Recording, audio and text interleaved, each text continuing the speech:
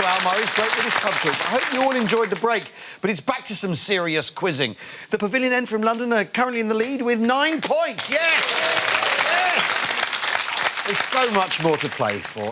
Barry, when you're not quizzing, what do you like to get up to in your spare time? I write crime thrillers. Really? Yeah, that's what I do. I've written one a year for the last 6 years. And Drawing on your knowledge of criminology and all that? Partly, but I'm more than willing to set them in places I've never been. Right, OK. Works for Star Wars, it'll work for me. Excellent. A couple of titles for anyone watching at home? Exiles from a Torn Province. Exiles from a Torn Province. Yeah, and my latest one's called Track and Eliminate. Track and Eliminate. It's about a train derailment that was done on purpose. Crikey. I know. Yeah. I wrote a crime novel. It was about 3 female crime fighters from Lancashire, but nobody wanted to know. It was a shame. I had high hopes for Chorley's Angels. Right, this is Orders at the Bar. In this round, the players become the answers and have to put themselves in order at the bar. You'll earn 1 point for each person stood in the correct place. There's a maximum of 4 points here. A possibility of getting none. The Pavilion End, you're up first, please, if you'd like to step down. And Shaun will do the honours and transform our quizzes into answers. That is a neckerchief, if you could... Oh, good Lord. Absolutely. No, splendid. Of course. Can I get that jacket on, Reece? Marvellous. Problems getting that on. Am I an ant or am I Adam? Yeah, I think that's the And that's your... Oh, Lord. I've got an Elvis suit in the back of the yard. Like anyone watching to know, I am available for pantomime. Oh, no, you're not. Hey! That, I'm assuming is... Phill, you are David Bowie. I'm not, am I? Yeah, you are. I'm not Barbara Dixon after a particularly tough stag night gig. No, you are. You're David Bowie. You're Elvis Presley, King of Rock and Roll. You're the Beatles. Yes. Beatles. And you're ABBA. Yes. OK, and what I need you to do, Phill, is put these acts in order of how many of their singles have reached #1 in the UK chart. I'm the Fat White Duke. I'm all over this. I'm absolutely all over Right, this. this is order of... fewest to most. Yeah, I'm all over this. He's met his Waterloo with that... Elvis Presley has had 20 #1s in the UK. So that's most. Yeah. Then it's the Beatles, who had 17. Yeah. ABBA had 9. Yeah. And I think Bowie only had 2. I think he had maybe had a few more than that. I think that's right. ABBA have got 9. And Bowie, I don't know, but it's less than 9. I would be astounded if... 17, 20, 9... You'd be astounded if he gets it right. It'd be so good. And you know what? Elvis did have the most. And Bowie did have the least. And then the Beatles, second to only Elvis Presley. So you've got them all wrong.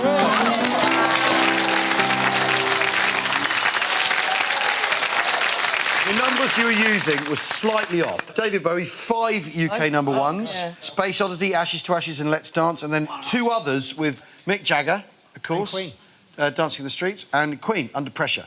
Right, ABBA, 9 #1 UK hits, including Waterloo Dance, Queen and Fernando. The Beatles, 16, plus 1 more, because Get Back is technically credited to the Beatles and Billy Preston. So you get 17 there. And Elvis, 21, including All Shook Up, Return to Sender, Jailhouse Rock. So well done, absolutely. 4 points, well done, excellent. Chaz really on song there. With George, it's your turn. If you'd like to step down, and Shaun will kit you out. Certainly will. With your question. Right, the theme to this might become obvious as they start to put them on. That's your skull cap there, Paul. Try putting that on first. And there's a little prop for you. When you've got it on, if you'd like to... Kerry, all you've got there is a wig, my friend, and a gum shield. There's your wig, Neil. Oh, put that on. I see what they are. Yeah, very Oh, I good. get it. Got it. Floor I? felting. If it is... What do you think? Oh, yeah, there's a hat stand, so it's definitely Bond. This is a problem, because I've never, ever seen a Bond film. Oh, really? Uh-oh, brilliant. Not one. So, Odd job. you are Odd Job. Right. Ernst Stavro Blofeld, Paul. You're Jaws, Barry. There we go. Fantastic. I thought I looked stupid. And Neil, you're Miss Moneypenny. Thank you very much. So what I need you to do, Kerry, is organise these characters in chronological order of when they first appeared in a James Bond film, from earliest to most recent. OK. You're Well, I think Moneypenny was in it from the... the most recent. Yeah. Odd Job was in Goldfinger. You're definitely last. Blofeld is more 70s, isn't he? I think Miss Moneypenny starts things off. Yeah. She has Then to we've be in got- the start. This isn't the Craig David period. Then we've got Odd Job. David. Daniel Craig, you mean? Oh, yeah. Well done. Fucking hell, I think that would have been. I told you I don't know Bond stuff. You really don't, do you? No. You've heard of Roger Moore, though, right? Miss Moneypenny first, You're then right. Odd Job, Is it? then Blofeld, Yeah. then Jaws. Should we do that? Which is... Remember, from earliest to latest. Earliest the to latest, Geordie. latest and Miss Okay. Moneypenny. Who was Mr. Bond when this fella was in Sean town? Connery. Yeah, And who was Mr. Bond with this fella? I think it was still... Roger Moore. Was it Roger Moore? Definitely. Well, then that's got to be the order. Right, are you happy with this? So you're going, Miss Moneypenny, Odd Job, Stavro Blofeld, and Josh. It's uncanny, this. Is that Roger Moore? No, it's Sean Connery, Yeah, you muppet. I knew that. Right, well, Miss Moneypenny was in Doctor No in 1962, right at the start. OK. Well done. And Jaws is the last of these characters to be introduced in 1977 in The Spy Who Loved Me. It's all about the middle two, then. And I'm afraid you've got them the wrong way round. Really sorry. Blofeld from Russia with Love in 1963. Odd Job from Goldfinger in 1964. Nevertheless, 2 points. Well done. Yeah, 2 points. Shaun, what has that done to our scores? Pavilion end have opened a gap there. They lead 13-9. Plenty of time.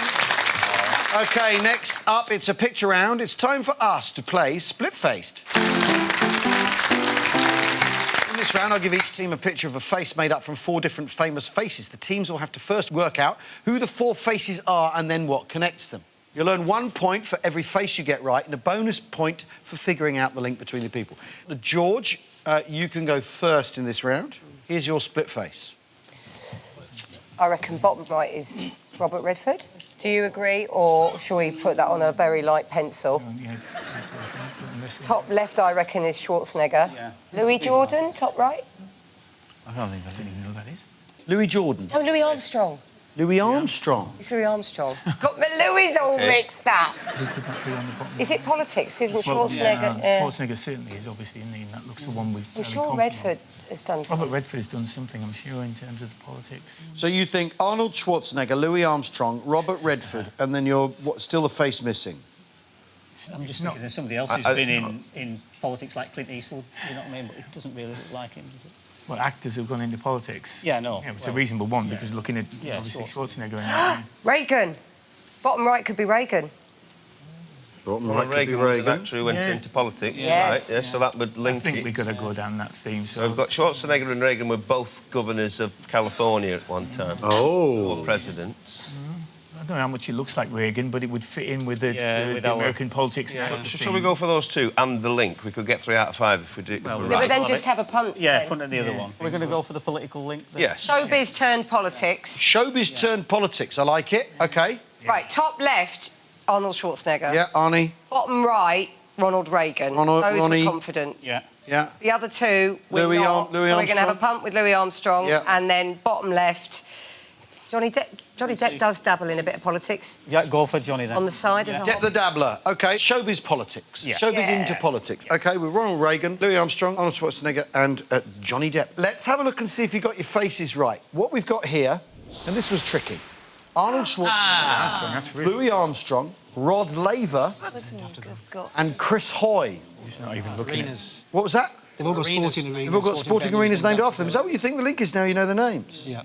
It's a shame you're not playing this one. You're absolutely right. The link is not that they were actors turned politicians, but they've all had sporting wow. venues named after them. Chris Hoy, Velodrome, opened in 2014 for the Glasgow Commonwealth Games. The first day, Chris Hoy turned up to watch the cycling. They wouldn't let him in because he didn't have any ID. That's right. OK, Pavilion End, here's your question. Thank you. Lawrence of Arabia. Top right. Yeah. Yuri Gagarin. Yeah. Oh, so it is. Yuri Gagarin. Yuri Gagarin. Yuri Gagarin of Arabia. Is it Walter Raleigh or Francis Drake? Walter Raleigh and Francis Drake. Top lady. Ellen MacArthur. Ellen MacArthur, yeah. Ellen MacArthur? Possibly. And bottom right is... Ranulph Fiennes. I think that might be a... Well, if it's not Ranulph Fiennes, it's Lou Reed, so I challenge you to find a link. They're the first people to go places, maybe? I can see that. Gagarin, first man in space. Yeah. That's Columbus. Do you think that's Columbus? I don't know what Raleigh and Drake did that was first. Yeah, both poles. So, Yuri Gagarin, Yeah. Ellen MacArthur. Yeah, top left. Who else have we got? Bottom right, we're arguing, but we think could possibly Christopher Columbus. Christopher Columbus first. Christopher Columbus. America. And Ranulph Fiennes. Ranulph Fiennes. Ranulph. Oh, yeah. The North Pole and the South Pole. Yes. He navigated. They'd be the first to do something. That would be the link. You think that they're first? They're first. Sort of navigational first. Geographical or navigation. In that, you know. Yeah. Yeah, that's it, yeah. OK, so top left, Ellen MacArthur. Yeah. Top right, Yuri Gagarin. Yeah. Bottom left, Sir Ranulph Fiennes. Yep. Bottom right, Columbus. let's go for Columbus. Going Christopher It makes sense. Columbus. And the link, navigational first. Yeah. I'm going to hold that thought. Christopher Columbus is the one that seemed to stumble on. Do you think that's Christopher Columbus? It's first. We do now. You do now. You do now. You've heard their link. Yes, we have. OK. OK, well, your four faces are actually Ellen MacArthur, Yuri Gagarin, Ranulph Fiennes, and Francis Drake. You'll be right. And the thing they have in common is they've all circumnavigated the globe. Of course. Right. 3 points, though. 3 points. Well done.